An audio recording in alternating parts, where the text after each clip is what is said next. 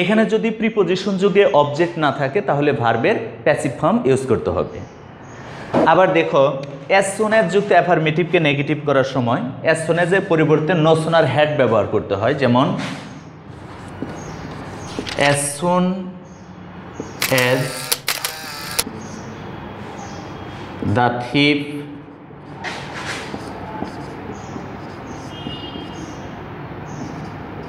saw the police, comma he ran away.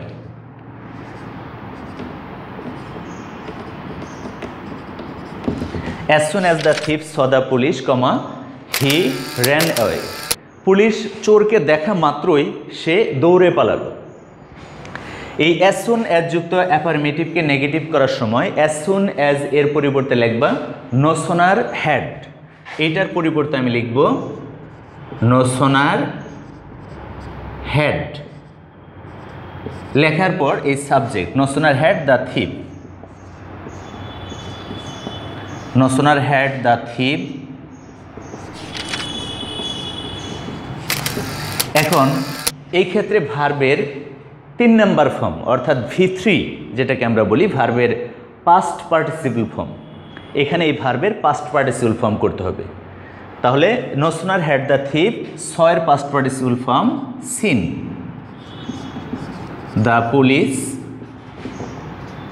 R comma এর পরিবর্তে অবশ্যই দেন লিখতে হবে THAN, then he ran away। তাহলে আমরা আবার খেয়াল করি অ্যাজ সুন অ্যাজ যুক্ত অ্যাফার্মেটিভকে নেগেটিভ করার সময় এই অ্যাজ সুন অ্যাজের পরিবর্তে no sooner had plus subject, এরপর যে ভার্বটা আছে এই ভার্বের পাস্ট পার্টিসিপল ফর্ম আছে স, আমি লিখলাম সিন, এবং দুই বাক্যের মাঝে যে কমাটা দেওয়া আছে এই কমায়ের পরিবর্তে আমাকে দেন লিখতে হবে THAN, দেন। তাহলে দাঁড়াইল কি no sooner had the thief seen the police then he ran away। চোর পুলিশকে দেখতে না দেখতেই সে দৌড়ে পালালো। আবার দেখো সুপারলেটিভ ফর্মযুক্ত অ্যাফার্মেটিভকে তুমি যদি নেগেটিভ করতে চাও সেই ক্ষেত্রে সেন্টেন্সটাকে পজিটিভ করলেই অনেকটা নেগেটিভ হয়ে যাবে।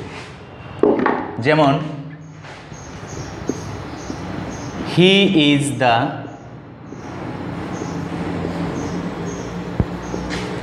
The best boy in the class,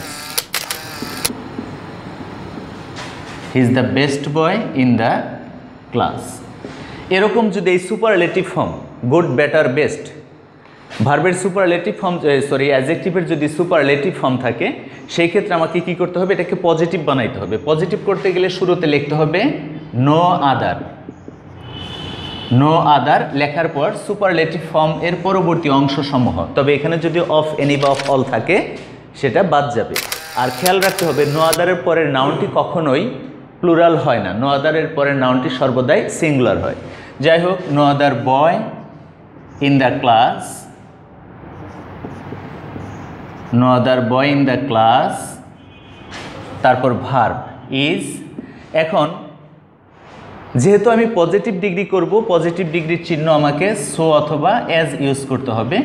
যদিও নিয়মটা হলে এখানে সেন্টেন্সটা অ্যাফার্মেটিভ থাকলে সো বসে, অ্যাফার্মেটিভ থাকলে অ্যাজ বসে এবং নেগেটিভ থাকলে সো বসে, তবে এই দুইটার মধ্যে উল্টাপাল্টা হলে খুব একটা সমস্যা হবে না। সো অ্যাজ লেখার পর দি বাদ দিয়ে পজিটিভ ফর্ম গুড, আবার অ্যাজ, পরেরটা কিন্তু অলওয়েজ অ্যাজ, পরে কিন্তু আর কখনো সো ব্যবহার করা যাবে না। অ্যাজ লিখে এই ফার্স্ট সাবজেক্টটা শেষে ব্যবহার করতে হবে। আবার দেখো সুপারলেটিভ ফর্মযুক্ত অ্যাফার্মেটিভকে নেগেটিভ করার সময় প্রথমে নো আদার প্লাস সুপারলেটিভ ভার্বের পরবর্তী অংশসমূহ, সুপারলেটিভ ফর্মের পরবর্তী অংশসমূহ। এখানে খেয়াল করবা সুপারলেটিভ ফর্মের পরে যদি অফ এনি বা অফ অল থাকে সেটা বাদ দিতে হবে, আর নো আদারের পরে যে নাউনটা বসবে এটা সর্বদাই সিঙ্গুলার ইউজ করতে হবে। তাহলে no other boy in the class, verb is, তারপর সো অথবা অ্যাজ, নেগেটিভ সেন্টেন্সে সো বসে, অ্যাফার্মেটিভে অ্যাজ বসে, এরপর দি বাদ দিয়ে সুপারলেটিভ এর পজিটিভ ফর্ম, আবার অ্যাজ লিখে ফার্স্ট সাবজেক্টকে শেষে দিতে হবে। ঠিক একইভাবে যদি কোনো কম্পারেটিভ ফর্মযুক্ত সেন্টেন্সকে নেগেটিভ করতে বলা হয় সেটাকেও আমি পজিটিভ করলে পরেই সেটা নেগেটিভ হয়ে যাবে। ওরকমভাবে দেখতে হবে, যেমন he is better than I, সে আমার চেয়ে ভালো, he is better than I. এখানে কিন্তু দেনটা কনজাংশন। এরকম ক্ষেত্রে শেষের সাবজেক্ট আমি প্রথমে ইউজ করব আই, আর সেন্টেন্সটা অ্যাফার্মেটিভ থাকলে নেগেটিভ ভার্ব এবং নেগেটিভ থাকলে অ্যাফার্মেটিভ ভার্ব। যেহেতু অ্যাফার্মেটিভ আছে আমি নেগেটিভ করব, তাহলে আই এম নট। এরপর যেহেতু পজিটিভ তাহলে সো অথবা অ্যাজ একটা ইউজ করতে হবে, আর বেটার এর পজিটিভ ফর্ম গুড, আবার অ্যাজ, এই ফার্স্ট সাবজেক্টটা শেষে দিতে হবে।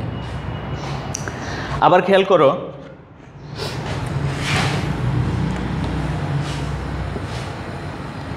অলওয়েজ যুক্ত যদি কোনো সেন্টেন্স থাকে অলওয়েজের পরিবর্তে নেভার ইউজ করতে হয় এবং পরের ভার্বের বিপরীত শব্দ লিখতে হয়। যেমন I shall always remember you,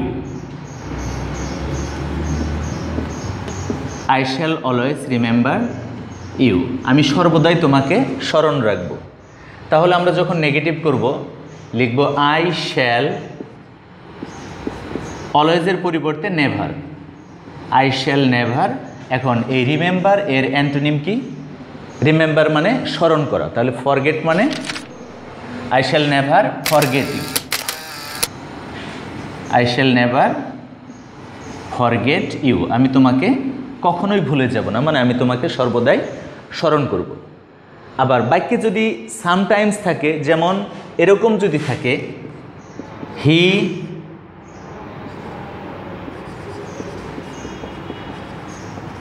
sometimes visits hair, এরকম যদি থাকে সেই ক্ষেত্রে আমাদের অলওয়েজ ইউজ করতে হবে যে হি। এক্ষেত্রে অবশ্যই ডু নট বা ডাজ নট টেন্স অনুযায়ী ব্যবহার করতে হবে। হি ডাজ নট, এই সামটাইমসের পরিবর্তেও অলওয়েজ লিখতে হবে। He does not always visit here, মনে রাখতে হবে যখনই ডু বা ডাজ বসবে তখন ভার্বের শেষের এস বা ইএসটা উঠে যাবে। এরপর আমরা খেয়াল করি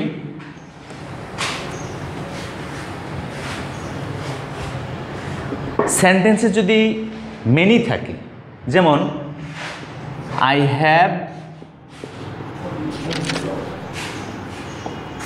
মেনি ফ্রেন্ডস,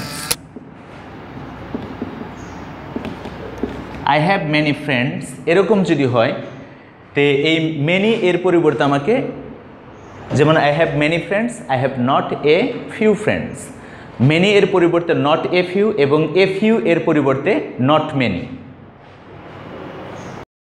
আমাকে লিখতে হবে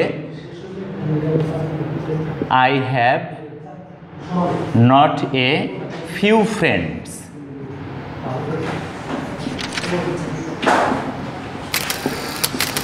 যদি বাক্যে এ ফিউ থাকে, যেমন I have a few books, আমার কিছু সংখ্যক বই আছে, I have a few books. মনে রাখতে হবে মেনি থাকলে নট এ ফিউ, আর যদি এ ফিউ থাকে তাহলে নট মেনি। যেমন I have a few books, তুমি লিখবা I have not many books, I have not many books. এই মেনি দ্বারা সংখ্যাবাচক শব্দকে বোঝানো হয়, যেগুলাকে আমরা সাধারণত কাউন্টেবল নাউন বলি, the noun that can count. এই কাউন্টেবল নাউন বসবে এবং সেটা অবশ্যই প্লুরাল হবে। তো এখানে আরেকটা জিনিস আমাকে খেয়াল করতে হবে, যদি আনকাউন্টেবল নাউন হয় সেক্ষেত্রে কিন্তু মেনি বসবে না, সেই ক্ষেত্রে কি বসাইতে হবে? মাছ ব্যবহার করতে হবে। মাছ আনকাউন্টেবল, মাছ এরপর যদি মাছ থাকে মাছের পরিবর্তে নট এ লিটল এবং এ লিটল থাকলে নট মাছ। যেমন there is much water in the pond, there is much water in the pond, there is much water in the pond। যদি বাক্যে মাছ থাকে মাছের পরিবর্তে not a little, there is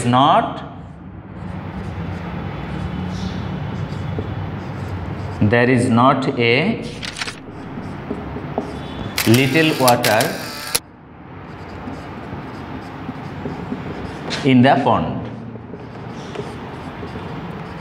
তাহলে খেয়াল করতে হবে মাছ থাকলে নট এ লিটল, তে বাক্যে যদি এ লিটল থাকে তার পরিবর্তে নট মাছ, যেমন there is a little water in the glass, যদি এরকম থাকে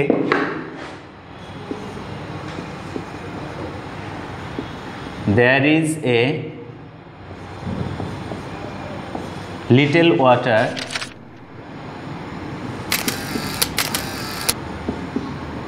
in the glass.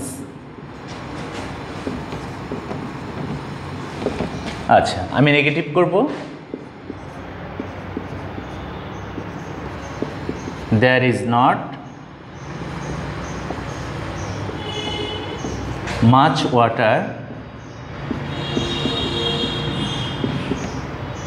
In the glass. এই নিয়মগুলো আমরা হয়তো দেখলাম। এখন আবার দেখো, আমরা যে সেন্টেন্সটাকে নেগেটিভ করব সেটা যদি চিরন্তন সত্য হয়, সেই ক্ষেত্রে এই চিরন্তন সত্যযুক্ত যে সমস্ত বাক্যগুলো আছে এগুলোকে যদি নেগেটিভ করতে বলে ওই সেন্টেন্সটাকে আমার নেগেটিভ ইন্টারগেটিভ করতে হবে। যেমন the San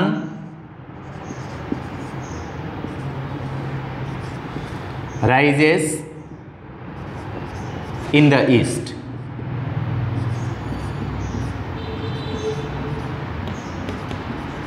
the sun rises in the east, সূর্য পূর্ব দিকে উদিত হয়। তাহলে আমাকে নেগেটিভ করতে হবে। আমি যদি লিখি the sun does not rise in the West, তাহলে কিন্তু হবে না, কারণ দিক তো 4টা না, দিক হলো 10টা। সো এইভাবে লেখা যাবে না, আমার সেন্টেন্সটাকে নেগেটিভ ইন্টারগেটিভ করতে হবে। নেগেটিভ করতে বললেও আমাকে নেগেটিভ ইন্টারগেটিভ করতে হবে। যেমন তাহলে আমি কি লিখব, doesn't the sun rise in the east, doesn't the sun rise in the.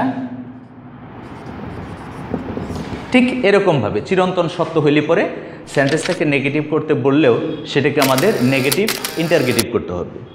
তবে খেয়াল করলাম আমরা এই affirmative into negative without changing the meaning এগুলো নিয়ে আলোচনা করলাম। এগুলোকে তোমরা বই থেকে খুব ভালো করে পড়বে এবং পাশাপাশি আমাকে কিন্তু ওই দেখলাম যে তোমরা অ্যান্টোনিমটা পড়বে বেশি বেশি করে, বিপরীত শব্দগুলো, এবং পাশাপাশি প্রিফিক্স পড়বে। প্রিফিক্স পড়লে পরে সেটা অ্যান্টোনিম হবে। ঠিক আছে, তে আশা করি তোমরা সবাই ভালো আছো, ভালো থাকো, আর বাড়ির বাইরে না যেয়ে বাসায় থাকো, পড়ালেখা করো, সবাই ভালো থাকো। আল্লাহ হাফেজ, গুড বাই।